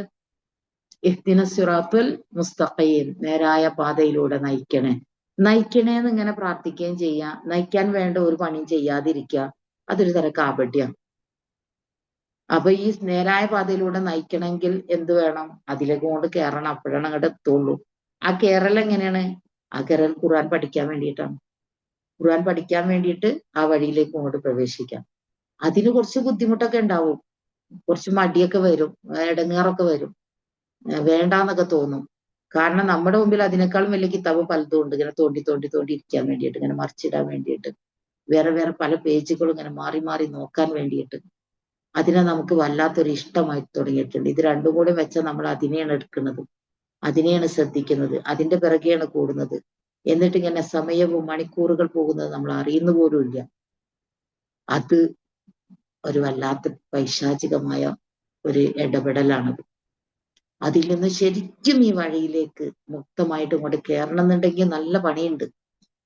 അപ്പൊ അതുകൊണ്ട് തന്നെ നേരായ പാതയിലാണ് ഈ ഖുർആൻ നിങ്ങളെ നയിക്കുന്നത്. അലാ സിറാത്തിൻ മുസ്തഖീം, നേരായ. അപ്പൊ ഈ മുസ്തഖീം പറയുകയാണെങ്കിൽ ഒരുപാട് കാര്യങ്ങളാണ്. നേരായ പാതയിലേക്കാണ് ഇത്. എന്ന് വെച്ചാൽ റസൂൽ സല്ലല്ലാഹു അലൈഹി വസല്ലം നേരായ പാതയിലാണ് എന്നാണ്. റസൂൽ സല്ലല്ലാഹു അലൈഹി വസല്ലമയെ പിന്തുടരണം എന്നാണല്ലോ നമ്മളോട് പറഞ്ഞിട്ടുള്ളത്. നമ്മൾ അഷ്ഹദു അല്ലാ ഇലാഹ ഇല്ലല്ലാഹ് എന്ന് മാത്രം പറയുന്നവരല്ലല്ലോ. നമ്മൾ 2 സത്യസാക്ഷ്യങ്ങൾ അംഗീകരിച്ചിട്ടാണ് മുസ്ലിം ആയിട്ടുള്ളത്. അപ്പൊ അംഗീകരിക്കാതെ നമ്മൾ ഇങ്ങോട്ട് വന്നാന്ന് പറയാൻ പറ്റുമോ? ഇല്ലല്ലോ. നമ്മളിങ്ങനെ ഡെയിലി ഇതിങ്ങനെ പ്രഖ്യാപിച്ചുകൊണ്ടിരിക്കുന്നവരല്ലേ. എത്ര സമയങ്ങളിൽ എത്ര പ്രാവശ്യം നമ്മൾ ആവർത്തിച്ച് പറയുന്നുണ്ട്. നമ്മളിങ്ങനെ ബാങ്ക് കൊടുക്കുമ്പോ, ഇക്കാമത്തില്, നമ്മള് ഉളുവിന്റെ പ്രാർത്ഥനയില്, നമ്മള് നിസ്കാരത്തില്, അതല്ലാതെ പല വട്ടം നമ്മൾ ആവർത്തിച്ച് പറഞ്ഞുകൊണ്ടേയിരിക്കുന്നുണ്ട്. അഷ്ഹദു അല്ലാ ഇലാഹ ഇല്ലല്ലാഹ് വ അഷ്ഹദു അന്ന മുഹമ്മദ റസൂലുള്ളാഹ് എന്നിങ്ങനെ ആവർത്തിച്ച് നമ്മളിങ്ങനെ പ്രഖ്യാപിച്ചു കൊണ്ടേയിരിക്കുന്നവരാണ്. അപ്പൊ ഉറപ്പായിട്ടും ആ റസൂലിനെ പിൻപറ്റണമെന്നാണ്. റസൂല് നേരായ പാതയിലാണ്. അലാ സിറാത്തിൻ മുസ്തഖീം, റസൂല് നേരായ പാതയിലാണ്. ആ പാതയിലേക്കാണ് റസൂല് നമ്മളെ ക്ഷണിച്ചിട്ടുള്ളത്.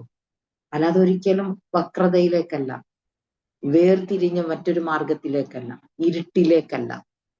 ഉറപ്പായിട്ടും ഈ ഒരു പ്രകാശത്തിലേക്ക്, ഈ നേരായ പാതയിലേക്കാണ് അള്ളാഹു നമ്മളെ ക്ഷണിച്ചിട്ടുള്ളത്. അപ്പോ അള്ളാഹുവിന്റെ ദൂതനും നമ്മളെ ക്ഷണിക്കുന്നത്. അദ്ദേഹം നേരായ പാതയിലാണ്. അതാണ് പഠിച്ചോനിങ്ങനെ പറയാണ്, താങ്കൾ ദൈവദൂതന്മാരിൽപ്പെട്ട ഒരാൾ തന്നെയാണ്, താങ്കൾ നേരായ പാതയിലാണ് എന്ന് പറയുമ്പോൾ ആ റസൂലിനെ പിന്തുടരുന്നവരും ഏത് പാതയിലെത്തും? ആ പാതയിലെത്തൂലേ? അതാണ് നമ്മൾ ചോദിച്ചുകൊണ്ടിരിക്കുന്നത്. ഇഹ്ദിന സിറാത്തുൽ മുസ്തഖീം. അപ്പൊ എത്തണമെങ്കിൽ എന്ത് വേണം?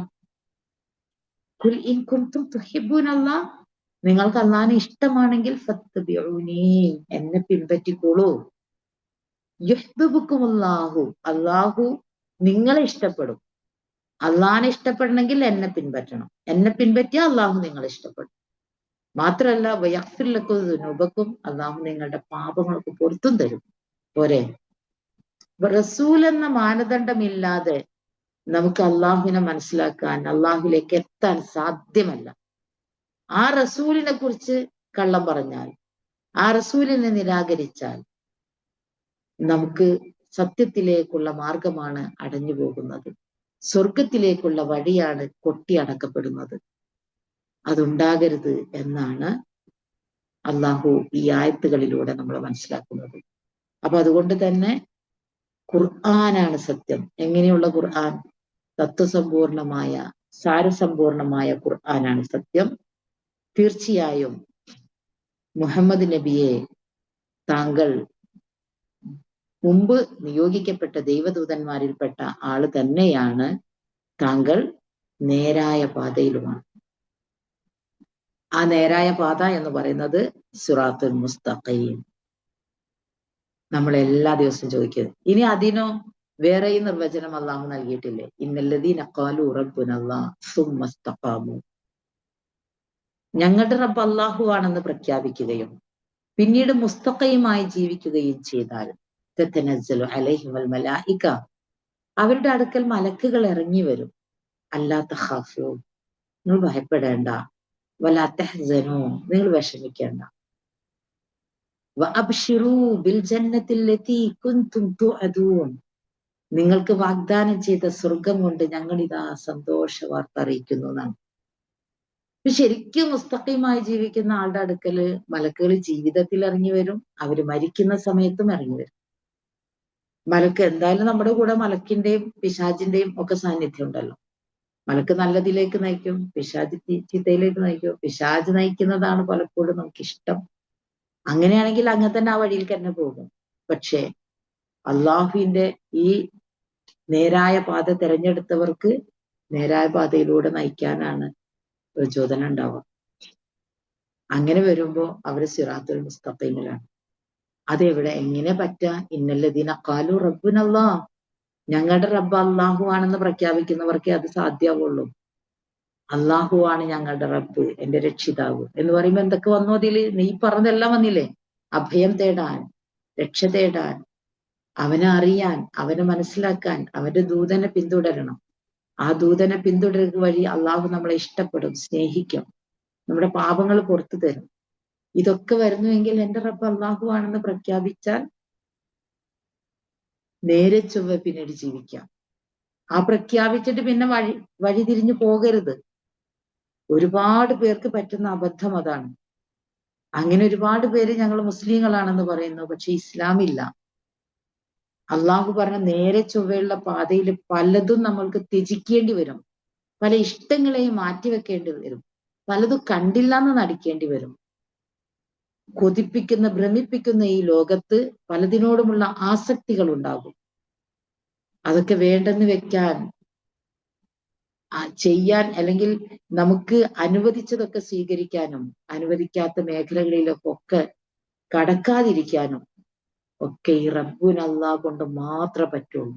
അങ്ങനെ മുസ്തഖീമായിട്ട് ജീവിക്കണം, നേരെ ചൊവ്വേ. ഇതിങ്ങനെ ചോദിക്കൽ മാത്രമല്ല, അതിനുവേണ്ടിയുള്ള പരിശ്രമം നടത്തണം. നേരായ പാതയിലൂടെ നയിക്കണേ എന്ന് ചോദിക്കുക, എന്നിട്ട് തെറ്റി വളഞ്ഞു പൊളിഞ്ഞിങ്ങനെ പോവുക, എന്നിട്ട് പിന്നെയും ചോദിച്ചുകൊണ്ടിരിക്കുക, പിന്നെ ഇതിലേക്ക് കയറൂല. അങ്ങനെയില്ല. അങ്ങനെ ഒട്ടുമില്ല. എന്നിട്ട് നേരായ പാതയിലൂടെ പോകണം. അങ്ങനെ പോകുമ്പോ അവരുടെ അടുക്കൽ മലക്കുകൾ ഇറങ്ങി വരുന്നതാണ് ഉറപ്പായിട്ടും. അങ്ങനെ പോയിക്കൊണ്ടിരിക്കുമ്പോൾ മലക്കുകളുടെ സാന്നിധ്യവും അവരുടെ അനുഗ്രഹവും പടച്ച തമ്പുരാൻ വഴി നമുക്ക് ലഭ്യമായിക്കൊണ്ടിരിക്കും. മരിക്കുന്ന നേരത്തും അവരുണ്ടാകും. അങ്ങനെ അവര് പറയും, ഒട്ടു പേടിക്കണ്ട കേട്ടോ. നിങ്ങൾ ആലോചിച്ച് നോക്ക്, സത്യമായിട്ടും മരണമെന്നത് ഒരു വേർപാടല്ല, വേറൊന്നിലേക്ക് ഒരു പ്രമോഷനാണ്. പക്ഷെ അപ്പോഴും വിഷമിക്കേണ്ട, ദുഃഖിക്കേണ്ട, ഞങ്ങളുണ്ട് കൂടെ എന്ന് പറയുന്നത് ഉറപ്പായിട്ട് നല്ല മനുഷ്യർക്ക് മാത്രമാണ്. അല്ലാത്തവരോടൊന്നുമല്ല. ഞങ്ങളുണ്ട് കൂടെ. നഹ്നു ഔലിയാഉകും ഫിദ്ദുനിയ വൽ ആഖിറ. ഞങ്ങളാണ് നിങ്ങളുടെ കൂട്ടുകാർ ദുനിയാവിലും ആഖിറത്തിലും. എല്ലായിടത്തേക്കും നല്ല മലക്കുകളുടെ സാന്നിധ്യവും സാമീപ്യവും നമ്മളെങ്ങനെ വഴി നടത്തുന്ന ഒരവസ്ഥ. നിങ്ങൾ പേടിക്കേണ്ട, വിഷമിക്കേണ്ട. വഅബ്ശിറൂ ബിൽ ജന്നത്തില്ലത്തി കുൻതും തുഅദൂൻ. നിങ്ങൾക്ക് വാഗ്ദാനം ചെയ്ത സ്വർഗം കൊണ്ട് ഞങ്ങൾ ഇതാ സന്തോഷ വാർത്ത അറിയിക്കുന്നു എന്ന് മരിക്കുന്ന സമയത്ത് നമ്മുടെ കൂടെ നിന്ന് നമുക്ക് പറഞ്ഞു തരുന്നതിനേക്കാളും വലിയ ഒരു സന്തോഷ വർത്തമാനം എന്താ നമ്മൾ കേട്ടിട്ടുള്ളത്, അല്ലെങ്കിൽ കേൾക്കാനിരിക്കുന്നത്? അത് വെറുതെ സംഭവിക്കൂല. അത് ഈ വിധത്തിൽ വിശുദ്ധ വേദപുസ്തകം തത്വസമ്പൂർണമാണ്. അത് കൊണ്ടുവന്ന പ്രവാചകൻ മുർസലീങ്ങളിൽപ്പെട്ട ആളാണ്. അദ്ദേഹം നേരായ പാതയിലേക്കാണ് നയിക്കുന്നത്. ആ പാതയിലൂടെ മുന്നോട്ട് പോയാൽ മാത്രം ലഭ്യമാകുന്ന അനുഗ്രഹമാണ്. ഇതില്ലാതെ ഖുർആൻ പഠിക്കൊന്നും വേണ്ട, ഖുർആൻ വേണ്ട. പിന്നെ എപ്പോഴും പറയാനുള്ളത്, അത് ഏറ്റവും ശരിയായ സ്രോതസ്സിൽ നിന്ന് പഠിക്കാം. ഖുർആനിന്റെ ഒരുപാട് മേഖലകൾ നമ്മുടെ മുമ്പിൽ തുറന്നു തരും. ഏറ്റവും ശരിയായതിൽ നിന്ന് പഠിക്കാം, ഏറ്റവും നല്ല സ്രോതസ്സിൽ നിന്ന് പഠിക്കാം. പടച്ച തമ്പുരാനോട് പ്രാർത്ഥിക്കാം. ഏത്? അഊദു ബില്ലാഹി മിനശ് ശൈത്വാനിർ റജീം എന്നത്. അതാണ് ഖുർആൻ പാരായണം ചെയ്യുമ്പോൾ അത് ഒരു ഇങ്ങനെ വെറുതെ ചൊല്ലാനുള്ളതല്ല. അങ്ങനെ ഒരു ആയത്തായിട്ട് അത് വരണമെങ്കിൽ അത് എത്രത്തോളം നമ്മുടെ കൽബിൽ ഉറയ്ക്കണം. പടച്ചോനിലേക്ക് ഇങ്ങനെ അഭയം കണ്ട് പ്രാപിച്ചിട്ട് പടച്ചോനിങ്ങനെ ചേർത്ത് പിടിച്ചിട്ട്, നീ അല്ലാതെ എനിക്കൊരു രക്ഷയില്ല, എനിക്ക് എല്ലാ പിശാചുക്കളിൽ നിന്നും ഒരു മുക്തി, ഒരു മോക്ഷം എനിക്ക് കിട്ടണേ എന്ന് പറഞ്ഞിട്ട് അള്ളാഹുവായിട്ടുള്ള ഒരു ഇടപെടലാണ് ഇത് എന്ന് നമുക്കൊരു ബോധ്യം ഉണ്ടാവും. അങ്ങനെയെങ്കിൽ അതിലെ അക്ഷരങ്ങൾക്ക്, അതിൻ്റെ വചനങ്ങൾക്ക്, അതിൻ്റെ ആയത്തുകൾക്ക് അത് അള്ളാഹുവിൻ്റെ ദിവ്യ വെളിപാടുകളാണ്, തെളിവടയാളങ്ങളാണ് എന്ന ബോധതലത്തിൽ നമുക്ക് അതിനെ ഉൾക്കൊള്ളാനും അതിനെ മനസ്സിലാക്കാനും ഒക്കെ സാധിക്കും. അതിനെ ആ വിധത്തിൽ ഉൾക്കൊണ്ട് മുന്നോട്ട് പോകാനും അള്ളാഹു നമുക്ക് തൗഫീഖ് ചെയ്ത് അനുഗ്രഹിക്കട്ടെ. എല്ലാ നിലക്കും യാസീൻ ഇങ്ങനെ എത്രയോ സ്പീഡിൽ ഓതി പോകുന്നവരുണ്ട്. ഞാനിങ്ങനെ ആലോചിക്കും, അതിന് ഇത്ര മുബീനുണ്ട് എന്നൊക്കെ പറയും. മുബീൻ എന്ന് പറഞ്ഞാൽ തന്നെ, മുബീൻ എന്ന് പറഞ്ഞിട്ട് അത് അവസാനിക്കുന്നുണ്ട്. ശരിക്കും എന്താണ് അത്? വ്യക്തമായത് എന്നല്ല, പ്രത്യക്ഷമായ തെളിവടയാളങ്ങൾ എന്നൊക്കെ അർത്ഥത്തിലാണ് അത് വരുന്നത്. പക്ഷെ അതിപ്പോഴും വ്യക്തമാകാതെയാണ് ഓതിക്കൊണ്ടിരിക്കുന്നത്. എന്റെ ബോധ്യങ്ങളിൽ ചിലത് മാത്രമാണ് ഞാൻ നിങ്ങളുമായിട്ട് പറഞ്ഞു വെച്ചിട്ടുള്ളൂ. നിങ്ങൾക്ക് ഒരുപാട് ബോധ്യങ്ങൾ വേറെയും ഉണ്ടാകും. തീർച്ചയായും അതിനെയൊക്കെ ഉൾക്കൊള്ളണം, അതിൻ്റെ കൂടെ കൂടണം. എന്നിട്ട് മനുഷ്യ ശരീരത്തിന് ഹൃദയം എത്രമാത്രം വേണ്ടപ്പെട്ട ഒരു അവയവമാണോ, അതേപോലെ വിശുദ്ധ ഖുർആനിന്റെ ഹൃദയത്തിലേക്ക് ചേർത്ത് വെച്ച് ജീവിതത്തെ പൂർണ്ണമായും ശുദ്ധീകരിച്ച് ഏറ്റവും നല്ലതിനെ സ്വീകരിച്ച് മനുഷ്യ ശരീരത്തിൽ ഹൃദയം ചെയ്യുന്ന അതേപോലത്തെ ഏറ്റവും നല്ലതിനെ സ്വീകരിച്ച് ഏറ്റവും മോശമായതിനെയൊക്കെ വെയിനിലൂടെ കളഞ്ഞ് ഹൃദയം നമ്മളെ ശുദ്ധീകരിക്കുന്നു. അതേപോലെ ഈ ഖുർആൻ നല്ലത് മാത്രമേ നൽകുന്നുള്ളൂ. അതിനെ ഹൃദയത്തിലേക്ക് ചേർത്ത് നമ്മുടെ ജീവിതത്തെ ശുദ്ധീകരിച്ച് നന്മ വഴിയിലൂടെ സഞ്ചരിച്ച് നല്ല മനുഷ്യരായി തീരാൻ അല്ലാഹു നമുക്ക് ഏവർക്കും തൗഫീഖ് ചെയ്ത് അനുഗ്രഹിക്കട്ടെ. വിശുദ്ധ വേദപുസ്തകം തത്വസമ്പൂർണമായ അതിൻ്റെ ആശയങ്ങൾ, അതിൻ്റെ അർത്ഥതലങ്ങൾ, അതിൻ്റെ സാരാംശങ്ങൾ, അതിൻ്റെ യുക്തിമത്തായ യുക്തിഭദ്രമായ പടച്ച തമ്പുരാന്റെ ഹിക്മത്തുകൾ കിട്ടാൻ വേണ്ടിയിട്ട് ദുആ ചെയ്യുകയും ആ വഴിയിലൂടെ ഒരൊറ്റ വഴി മാത്രം സ്വർഗത്തിലേക്ക്, ആ സ്വർഗത്തിന്റെ വഴിയിലൂടെ സഞ്ചരിക്കാൻ അള്ളാഹു നമുക്ക് ഏവർക്കും തൗഫീഖ് ചെയ്ത് അനുഗ്രഹിക്കുകയും ചെയ്യുമാറാകട്ടെ. ഇതിൽ നിന്ന് ഇറങ്ങിപ്പോകാതെ ഈ കിട്ടിയ ഏറ്റവും മഹത്തരമായ ഒരു സത്യത്തെ ചേർത്ത് പിടിച്ച് മുന്നോട്ട് പോകാൻ പടച്ച തമ്പുരാന്റെ എല്ലാവിധ അനുഗ്രഹങ്ങളും ഉണ്ടാകണം. ഇബ്ലീസ് ഏറ്റവും കൂടുതൽ നമ്മളെ തെറ്റിക്കുന്നതും ഈ വഴിയിൽ നിന്ന് പിന്തിരിപ്പിക്കാനാണ്. നമുക്ക് എല്ലാത്തിനും സമയം ഉണ്ടാകുമ്പോഴും ഖുർആൻ പഠിക്കാൻ സമയം കിട്ടാതെ പോകുന്നത് അതുകൊണ്ടാണ്. എന്നെ കേൾക്കുന്ന എല്ലാവരും ഈ ഒരു ഓൺലൈൻ പ്ലാറ്റ്ഫോമിൽ അല്ലാതെ ഇത് പഠിക്കാനും ഇത് മനസ്സിലാക്കാനും ഒക്കെ ശ്രമിക്കേണ്ടതുണ്ട്. അള്ളാഹു ശരിക്കും ഈ സത്യത്തെ ഉൾക്കൊണ്ടുകൊണ്ട് സത്യസത്യമായി മനസ്സിലാക്കിക്കൊണ്ട് തിരിച്ചറിവും ബോധ്യങ്ങളും ഒക്കെയായി ജീവിതത്തിൽ അത് വെളിച്ചമായി പ്രകാശമായി നാളെ ഖബറിലും അത് അണയാത്ത വെളിച്ചമായി അള്ളാഹുവിന്റെ പരലോകത്ത് സ്വർഗത്തിലേക്ക് എത്തിക്കുമാറാകട്ടെ. നമ്മെ എല്ലാവരെയും അവന്റെ വിശിഷ്ട ദാസന്മാരിൽ ദാസികളിൽ അള്ളാഹു ഉൾപ്പെടുത്തി അനുഗ്രഹിക്കുമാറാകട്ടെ. നമ്മുടെ തെറ്റുകുറ്റങ്ങളും പാപങ്ങളും എല്ലാം അള്ളാഹു പുറത്തു മാപ്പാക്കി തരികയും നമ്മുടെ ജീവിതത്തിൽ ഐശ്വര്യവും സമാധാനവും സംതൃപ്തിയും നൽകി അള്ളാഹു അനുഗ്രഹിക്കുകയും ചെയ്യട്ടെ. ലോകത്തിന്റെ നാനാഭാഗങ്ങളിൽ നമ്മുടെ ഇന്ത്യ മഹാരാജ്യത്ത് പോലും പല വിധത്തിലുള്ള പ്രശ്നങ്ങളും കലാപങ്ങളും ഒക്കെ നടന്നുകൊണ്ടിരിക്കുന്നു. പലയിടത്തും പുകഞ്ഞുകൊണ്ടിരിക്കുന്ന, മനസ്സിനെ അസ്വസ്ഥമാക്കുന്ന പലതും നമ്മൾ കേട്ടുകൊണ്ടിരിക്കുന്നു. നമ്മുടെ പ്രിയപ്പെട്ട സഹോദരങ്ങളൊക്കെ ഒരു വിധത്തിലല്ലെങ്കിൽ മറ്റൊരു വിധത്തിൽ ഒരു ആശങ്ക പടച്ച തമ്പുരാനിലേക്ക് എല്ലാം തവക്കുല് ചെയ്ത് നമ്മളെ കൊണ്ടാകുന്നത് പോലെയൊക്കെ നമുക്ക് പ്രവർത്തിക്കാൻ കഴിയുന്ന എല്ലാ മേഖലകളിലും ഇടപെട്ട് നല്ല രീതിയിൽ തന്നെ അള്ളാഹുവിനോട് നിരന്തരം ദുആ ചെയ്ത് ജീവിതത്തിൽ ആശ്വാസവും സമാധാനവും സംതൃപ്തിയും ഒക്കെ ഉണ്ടാകാൻ എല്ലാവർക്കും അള്ളാഹു അനുഗ്രഹിക്കട്ടെ. അതേപോലെ ലോകത്ത് ശാന്തിയും സമാധാനവും ഉണ്ടാകാൻ അള്ളാഹുവിന്റെ എല്ലാവിധത്തിലുള്ള അനുഗ്രഹങ്ങളും ഉണ്ടാകട്ടെ. വിഷമിക്കുന്ന ഒരുപാട് ഇടങ്ങൾ, ഒരുപാട് കുഞ്ഞുമക്കൾ, ഒരുപാട് മനുഷ്യർ, പരമദയാലുവായ അള്ളാഹുവെ എല്ലാവർക്കും ആശ്വാസവും സമാധാനവും നൽകി നീ അനുഗ്രഹിക്കണമേ. ഒരുപാട് ആളുകൾ രോഗികളാണ്, ഒരുപാട് ആളുകൾ കടബാധ്യതയിലാണ്. പടച്ച തമ്പുരാനെ എല്ലാവർക്കും ആശ്വാസവും സമാധാനവും നൽകി അനുഗ്രഹിക്കണമേ. പടച്ച തമ്പുരാൻ നമ്മെ എല്ലാവരെയും അവന്റെ ജന്നാത്തുൽ ഫിർദൗസിൽ ഒരുമിച്ച് കൂട്ടി അനുഗ്രഹിക്കട്ടെ. റബ്ബനാ തഖബ്ബൽ മിന്നാ ഇന്നക അൻത സമീഉൽ അലീം وتب علينا إنك أنت التواب الرحيم واغفر لنا يا غافر المذنبين برحمتك يا أرحم الراحمين. اللهم صل وسلم على عبدك ونبيك محمد صلى الله عليه وسلم وعلى آله وصحبه أجمعين وسلام على المرسلين والحمد لله رب العالمين. السلام عليكم ورحمة الله.